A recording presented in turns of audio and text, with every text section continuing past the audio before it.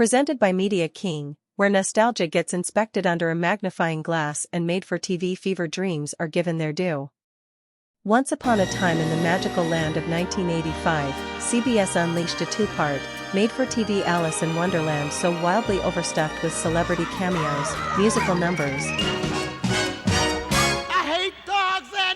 and foam rubber creatures that it plays more like a chaotic fever dream than a children's classic. This isn't Disney's Tea Party or Burton's Golf Carnival, it's something stranger, cheaper, and somehow, more hypnotically surreal. The plot, if you can call it that, loosely follows Lewis Carroll's original tales.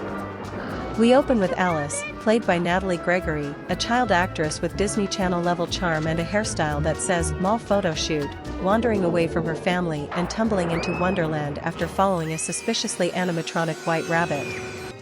From there, it's a cavalcade of oddities.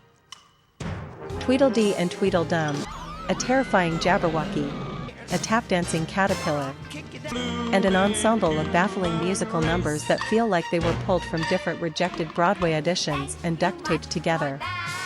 Gregory does her best, but she's clearly been directed to look confused and wide-eyed at all times, an appropriate choice, since most viewers will be doing the same.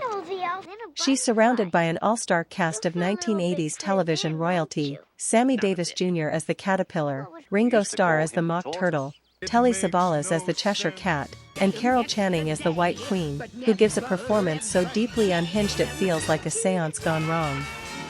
It's like a Hollywood Squares episode collapsed into a Lewis Carroll fanfiction. Director Harry Harris approaches the material with the visual restraint of a marching band in a fireworks factory. Costumes are garish and uncomfortable looking. Sets are claustrophobic, designed less for immersion and more for not knocking over the lights. The tone swings wildly from whimsical to downright nightmarish, especially every time the Jabberwocky appears, a grotesque puppet monster that looks like a rejected Dark Crystal villain and moves like it's suffering from digital lag in real life. It is, somehow, scarier than any actual horror movie of the same year. Musical numbers clog the narrative like whimsical cholesterol. They arrive uninvited, linger too long, and often feature lyrics that sound like they were written on a deadline during a lunch break. Forget your slumbers, recall your numbers, just add up the lid. Just think of pluses and of minuses, it's sure to clear your sinuses. We seriously must insist. By the time Carol Channing croaks out "Jam tomorrow" in her sleep-deprived soprano, you may begin questioning whether any of this is actually happening, or if your television has been possessed by a vaudeville poltergeist. The Red Queen's courtroom scene has a decent energy, and Ringo's mock turtle song, while bizarre, is at least vaguely endearing in its sincerity. But the whole thing stretches to over 3 hours in total runtime, and by the time Alice finally wakes up and announces she's learned some vague lesson about growing up, even she looks relieved it's all over. Alice in Wonderland, 1985, is a technicolor train wreck wrapped in nostalgia, a hallucinogenic time capsule of 80s television excess.